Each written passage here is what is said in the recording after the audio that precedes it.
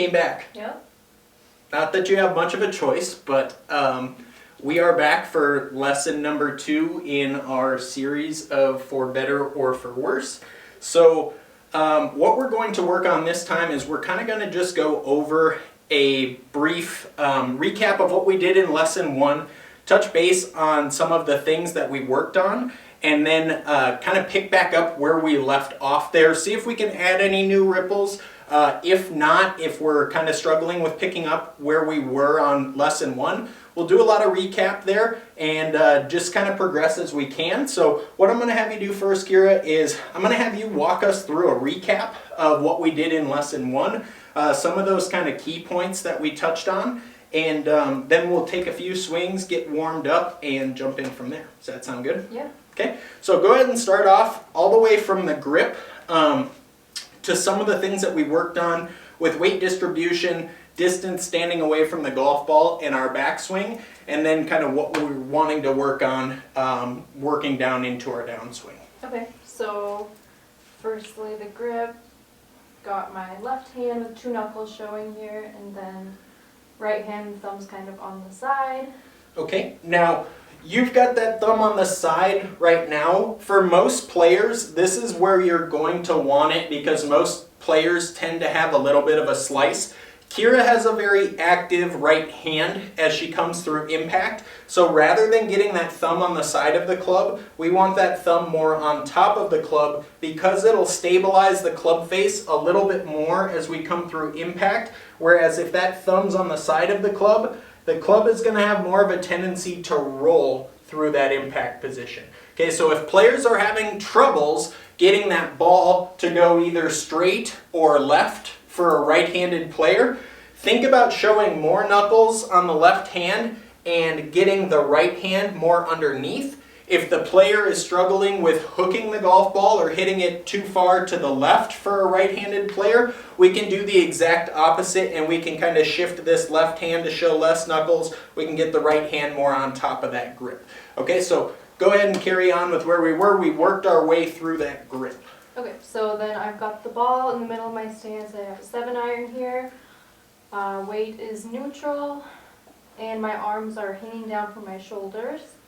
And then for the backswing, we were working on shortening that up, which I need to continue working on, and then having my chest over my right foot, and as we go in, shifting it to the left. Good. Now, when we're in that address position, right now it looks like you have quite a bit of weight on your heels. Mm-hmm. We want that weight on the balls of our feet, and so, yep, we can move those feet just a touch further away and get that weight forward a little bit. Good. So see how that keeps us in a pretty neutral position there still, but now that weight is shifted up onto the front side. That's going to help us stay through the shot in the downswing rather than getting into an early extension and kind of falling out of that shot in the downswing. Okay, so now that we're all set up here, we kind of know what we want to work on, did our recap from last time. Let's go ahead and hit a few shots, see kind of what that backswing is looking like, and then we can work from there.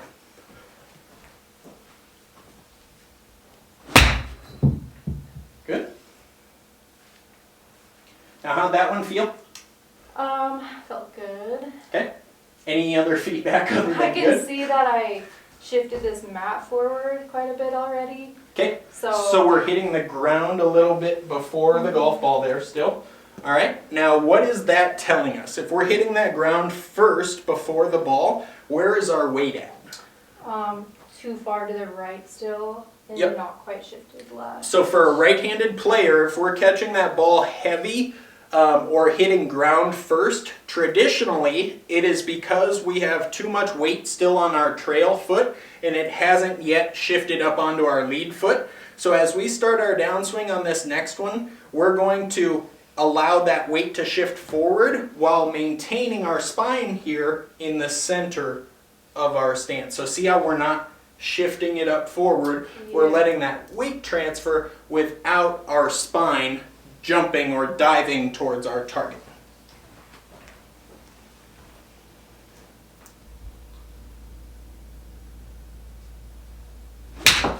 Oh yeah, that sounded good. Yeah. Okay, could you feel the difference there? Yeah. And you said about my spine, I'm definitely doing a lot of weird alignment things there that I'm not realizing. okay. So that was a good pointer. So what did that feel like then to you? What was different between that swing and the swing before? Just like I was not having to move so much. I was kind of focusing more on moving with my hips. Okay. So stability is a big thing, core strength, and making sure that we can stay stable through the swing. Now, a lot of people are thinking in kind of different terms where they're thinking about more movement is going to make more power and more speed.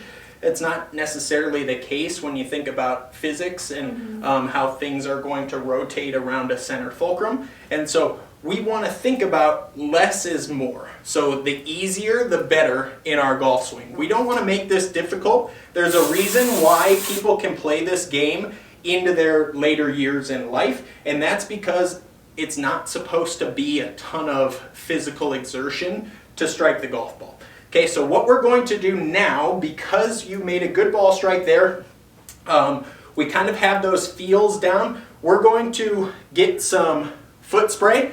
We had this at home already because Kyra has some big time issues with her feet. But no, in all seriousness, this is just a normal foot spray. You want to make sure you get the powdered stuff. What it's going to do is show up on our club face so that when we strike the golf ball, it'll show us exactly where we're hitting it on the club face. You can also use something like this, which is just some face tape from any of the manufacturers. Club manufacturers will have this. It's not as easily accessible, so you can just go to your local convenience store and grab some powdered foot spray, and it'll do the exact same thing. Now, what we're doing here is we want to make sure that with our new setup position, with our different feel in our takeaway, that we're striking that golf ball in the center of the club face. So we're using this foot spray to see where we're striking the ball. From there, we can make any other necessary adjustments as to our positioning at the impact position.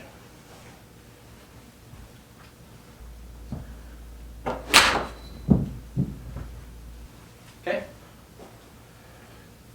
So that one, we struck a little bit low on the club face.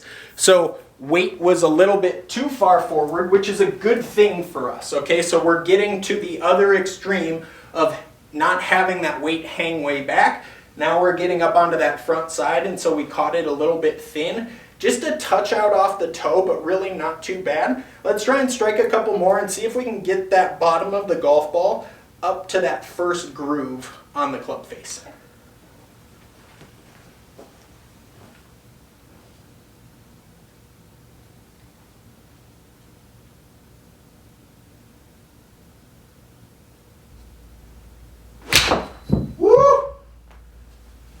All right, so still just a touch out off the toe there, but you can see that time we got up on the club face a little bit more. So now we're going to work on getting that ball a little bit more to the center of that club face, because the center of the club face is what's going to lead to the most distance in your golf swing. A lot of people think that it's just solely based on club head speed. And while club head speed is important, if we're not catching the ball in the center of the face, the club face is not doing all the work that it's designed to do. And so you're going to lose more distance, regardless of how fast you're swinging it, if you're not catching it in the center of the face. So let's try and hit a couple more. Now, what do you think that we need to kind of adjust in our alignment and our positioning if that golf ball is out off the toe? Move, I'm trying to think here. Move forward a little? Yep, so we want to move just a touch closer. And again, we don't need to overcomplicate everything. Now, if it's something where we have some consistency of that ball being out off the toe, which those first two shots, the ball was a little out off the toe, let's try a simple fix to get that ball to center, which is moving a little bit closer to the golf ball. Okay, so let's try and hit another one here.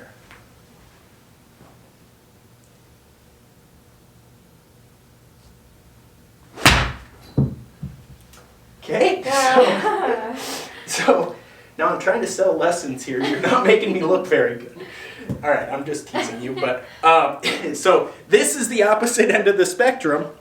Not only did we adjust our positioning away from the golf ball, but we also adjusted our swing there. Now we have to be very careful not to adjust two things at once, because when we do that, we lead to this, which is about a 2-inch difference from where we struck the golf ball, which is actually pretty impressive. This is about a 2.5-inch wide club, so we went from both opposite ends of the spectrum, which is really an impressive. No, it's an impressive feat. But now we're going to really focus back in on maintaining the swing that we had in our original setup. All we're doing is we're changing how far away from the golf ball we're standing. We're not adjusting anything else. Okay, so let's try again here. Strike one for me, and we'll see what it looks like.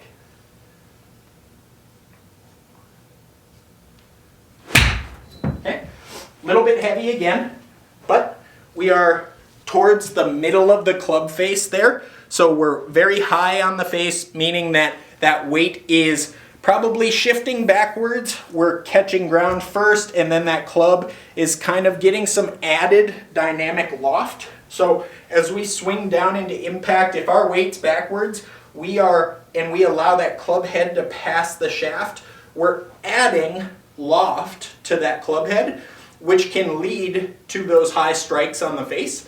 And so we need to make sure that that weight stays forward and that that left shoulder kind of works down towards the golf ball instead of it working too high up and around, because that's causing a little bit of a dip back in your spine angle there.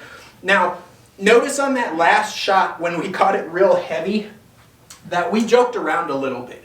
It's going to be very important for you guys to not take this too seriously. This is a very hard game, and if you're just getting angry every time you make a mistake, and this is for both instructors and students. Instructors, it's going to be really important for you to be able to just chill out a little bit. Not everybody is trying to make it out on tour. Some people just want to be able to go out, have fun, and get around the golf course. And that's important to understand what they want to accomplish in the game. Now, being able to joke around throughout our sessions are really going to be saviors for us, because otherwise we're going to go nuts.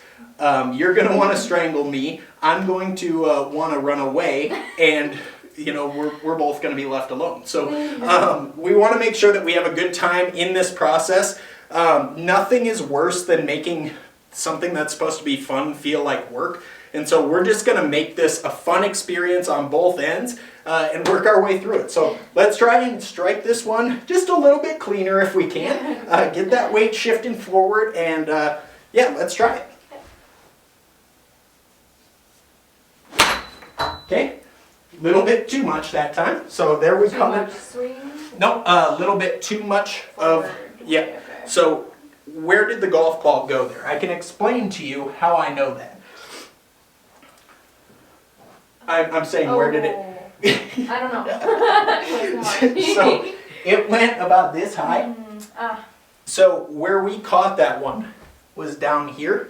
Okay. It was never able to get any loft added to it. Okay, so we got to keep that spine neutral here. So weight shifts forward in the feet, spine stays neutral. So there, rather than diving in. Okay. Okay.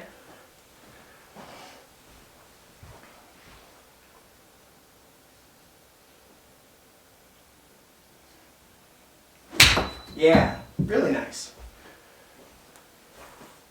Okay, so still a little bit out off the toe there, but we made better contact, and it is on that second groove line, so not quite so high up, not quite so low down. Now, obviously, we need to continue working to get that golf ball more to the center of the club face, but I think that this is a good place for us to kind of take a pause for today. Because we have some consistency out there off the toe for the most part. Now, when we made some adjustments, you made additional adjustments within the golf swing itself. We wanted to adjust stance. One thing that's going to be very important to remember is change one thing at a time. Okay, when we're making adjustments, and students, this is going to be very important for you. When you change a position, your feels are going to be very different. Now, we need to make sure that we focus on just the normal swing that we're used to making and just changing the one thing that your teacher is trying to tell you to change without subconsciously changing those other things. That's going to take a few swings, as you can see from here. And so it's not an uncommon thing to see from a teacher's perspective that something clicks in the brain and a bunch of shifts happen at once because it's kind of a fight or flight mode. And so we want to make sure as teachers to just have those students hit a couple of shots there when you make an adjustment, see if we can get things a little bit more dialed in, and then continue moving forward in the process. But all we have to work on here is now getting this golf ball a little bit more to the center of the face. You did a better job today with shortening up that backswing, and so you can see how it's a little easier to deliver that club more consistently. Mm-hmm. Now we just need to get those fundamentals ingrained down in so that you don't have to think about that anymore. But let's go ahead and just recap on some of the things that we talked about today. Okay, so I want you to kind of walk me through the things that we adjusted to work on moving forward and progressing in our golf swing today. Okay. So, starting with it centered still, but we moved forward a bit, and then my weight, I'm just making sure my weight is on the balls and not on my heels so much. Yep. Still hanging down the arms here. Good, and in that backswing, where did we get to in the backswing? About half or 3/4. Yep, so that feel is going to be half to 3/4. Obviously, as the club is moving, it's going to be further than that, but the feel that our player is going to get is going to be like this half swing, 3/4 swing, and then, sorry for interrupting, go on from there. And then just making sure the spine alignment doesn't go kind of crazy, which I'm still getting the grasp on that. Yep. So watching the spine alignment and shifting weight towards the left, but not too much forward. Yep, and so that's kind of our main key point today, is understanding the difference between the weight shifting forward and between our spine shifting forward. Okay, so our weight shifting forward can still be here, and notice my spine is staying neutral. So my weight is still shifted forward here, but my spine has not dove forward.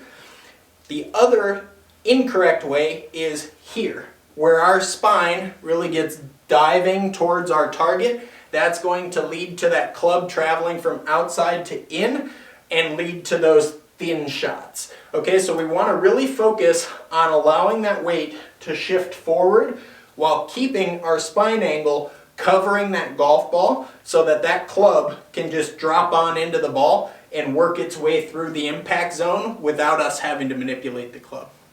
Good job today. Thank you. You bet.